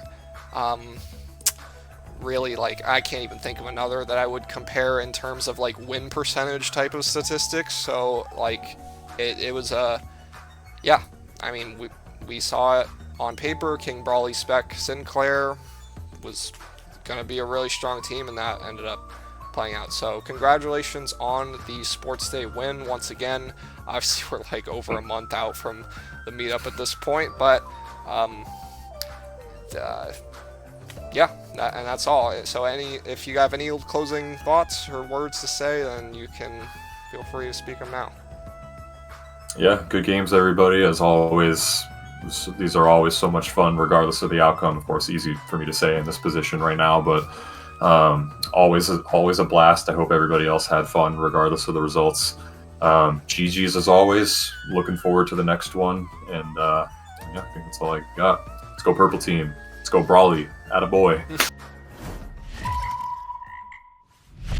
So that is going to do it for this Sports Day, everyone. It is the 8th Sports Day we've done, and it is in the books. I really don't have too much more to say about this one, and this video is almost 2 hours, so I'm going to try to wrap things up. But what I am going to say is that this was a very fun Sports Day that went smoothly, and I have to give my sincerest condolences to Smash, who suffered an ankle fracture in this last sport of volleyball. Trust me, I've been there. I'm still, like, facing the ramifications of my ankle fracture from last year in Utah. So I have full sympathy for Smash, and I wish him a smooth recovery process. With that being said, I'm going to give one final congratulations to the winning team of WZ Sports Day Philly 2025, and that is the Purple Team, captained by King and featuring Brawley, Spec, and Sinclair.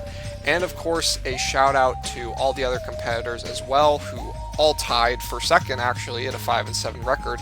That's going to be Anks, Wally, Smash Larry on the blue team, Grimace, Aiden, Doobie, Tuck on the pink team, as well as myself, Eirik, and Howler on the orange team, and Casper, who ended up subbing in late. And then one more thing, just a shout out to the commentators throughout the event.